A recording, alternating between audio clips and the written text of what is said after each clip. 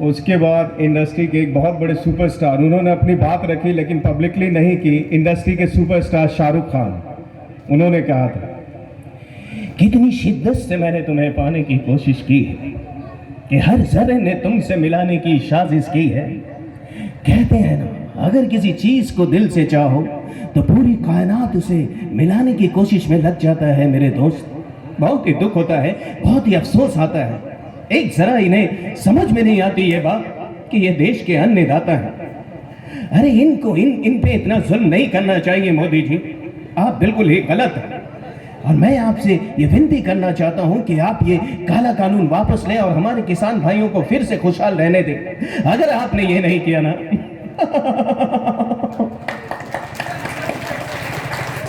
तो बहुत सारे सुपरस्टार्स हैं जिन्होंने अपनी अपनी बातें रखी हैं। उसमें एक और है धर्मेंद्र ने कहा,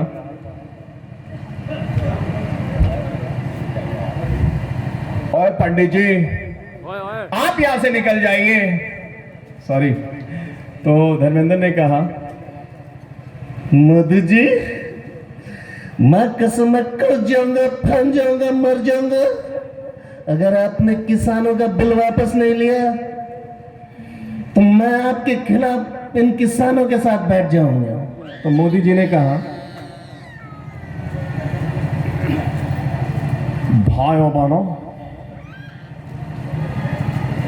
मैं ये समझ सकता हूं कि किसानों में बहुत गुस्सा है, लेकिन मैं कुछ नहीं कर सकता क्योंकि मैं तो अदानी और अंबानी से बिका हुआ हूं। और लोगों ने मुझे ऐसे खरीद लिया है कि मैं आपको बता ही नहीं सकता। जिस तरह से कातिया ने सनी देओल के बाप को कुत्ता बनाया था, इसी तरह से अदानी अंबानी ने मुझे कुत्ता बना लिया है। भारत के प्रधानमंत्री है, हम उनका रिस्पेक्ट करते हैं, लेकिन देश में जो हो रहा है ये वाकई बहुत ही गलत है। आप ऐसे कैसे कर सकते हैं यार? ये आपके बाप का देश नहीं है, ये देश है इन किसानों का, ये देश है उन मजदूरों का। और इतने दिन से पूरी दुनिया में आप मजाक बना रहे हैं। अभी अमेरिका के प्रेसिडेंट ने, जो बाइडेन ने अभी क्या कहा आपको पता है? मैं उनके अंदाज में बोलता हूं। जो बाइडेन ने जो अभी कहा है मोदी जी के, mister Modi, you are not a good prime minister of India, Kai. I really don't like you. किसान लोग रोड पे बैठा है और तुम बंगाल का इलेक्शन का तैयारी कर रहा है। तुम्हें शर्म आना चाहिए कि ये अन्नदाता है तुम्हारे देश का। Mister Modi, I don't like you. You're not a good prime minister of India, Kai. Joe Biden ने भी ये कहा और उन्होंने किसानों को कहा, I really salute you किसान भाइयों।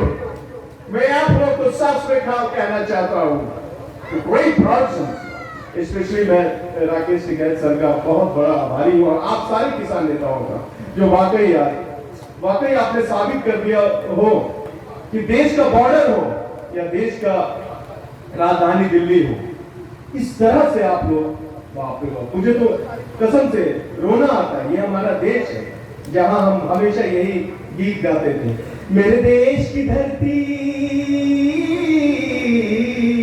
मेरे देश की धरती, सोना उगले उगले हीरे मोती, मेरे देश की धरती,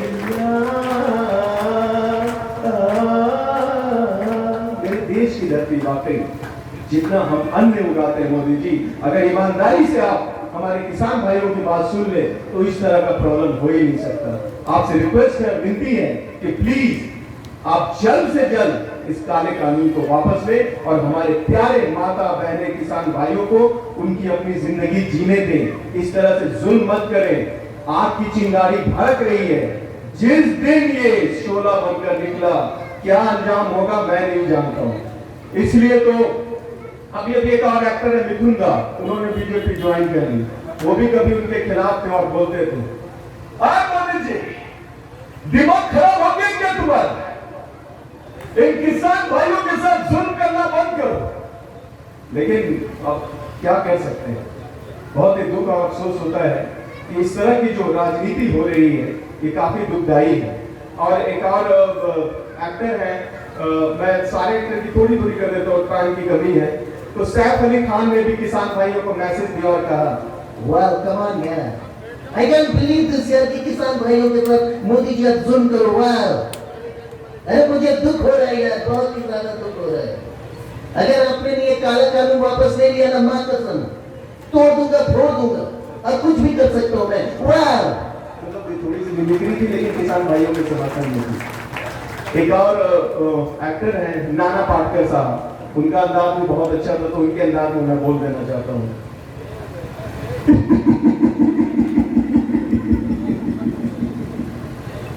आगे मेरी मौत का तमाशा देखने, अब ये हमें लटकाएंगे, जबान बाहर आएगी, आंखें बाहर आएगी, थोड़ी देर लटकता रहूंगा, फिर ये मेरा छोटा भाई मुझे नीचे उतारेगा, आप लोग चर्चा करके घर जाओगे, खाना खाओगे, सो जाओगे। तुम्हारी ये मर्दानगी उस दिन एक दिन इस देश की मौत का तमाशा इसी खामोशी से देखेगी। कुछ नहीं कहना हमें, कुछ नहीं, अंधेरे में रहने की आदत पड़ी है तुमको, गुलामी करने की आदत पड़ी है, पहले राजा महाराजाओं की, अब चंद्रदान नेताओं की और गुंडों की। धर्म के नाम पे तुम्हें ये बहकाते हैं, तुम एक दूसरे के गले काट रहे हो, काटो। ऊपर वाला भी ऊपर से देखता होगा तो सोचता होगा मैंने सबसे खूबसूरत चीज बनाई थी, इंसान नीचे देखो सब कीड़े बन गए। नहीं करो, सरो, कोई चीज मालूम नहीं, कोई मरे मालूम नहीं। कलम वाली भाई क्रांति लाना चाहती थी, कलम के जोर पे काले वर्तमान को खत्म करना चाहती थी, कौन समझा उसकी बात? सब सारे मुद्दे जिंदा लाते, किसे बताते हैं? देखिए ये डायलॉग है, लेकिन इस डायलॉग में एक सबसे बड़ी चीज ये है कि वो कह रहे हैं कि जाग जाओ, वक्त है, ये जो हिंदू मुसलमान सिख ईसाई को आपस में लड़ा रहे हैं, ये एक दिन इस देश को बेचकर और वाकई इस देश से फिर जो है धन समेट कर वापस हमारे बीच Rakesh Tikait sir I think आ चुके हैं, तो एक बार उनके लिए जोरदार तालियों के साथ स्वागत करें।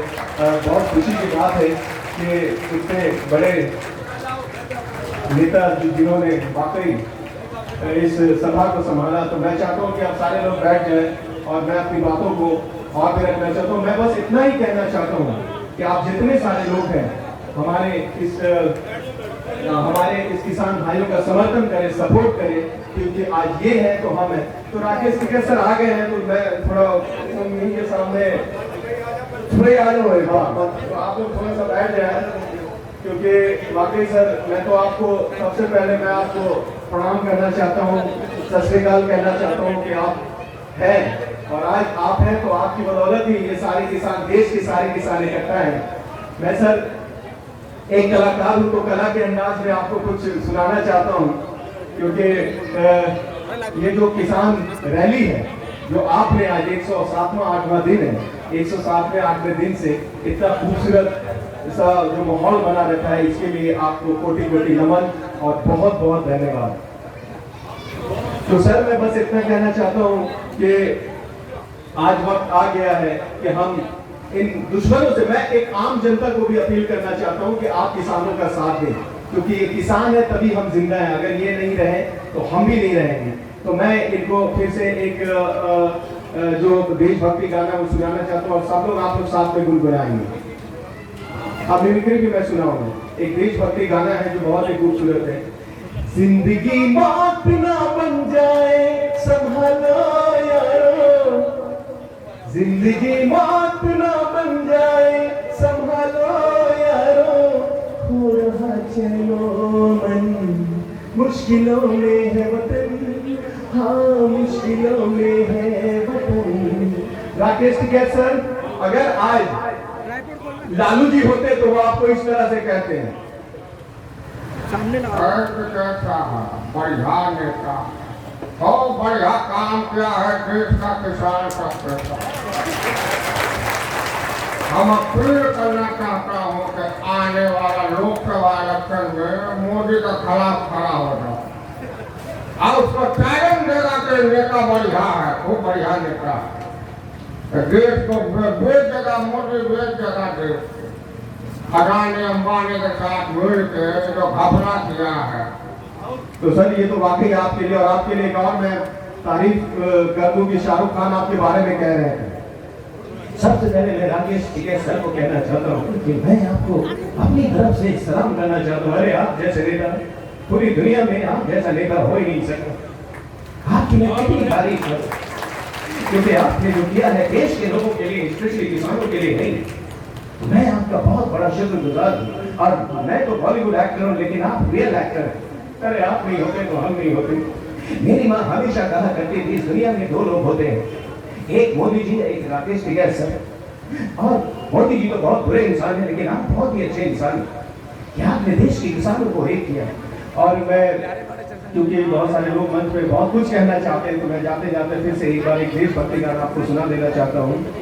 हम जिएंगे और मरेंगे ऐ वतन तेरे लिए, दिल दिया है जान भी देंगे ऐ वतन तेरे लिए, हर करम अपना करेंगे ऐ वतन तेरे लिए, दिल दिया है जान भी देंगे ऐ वतन तेरे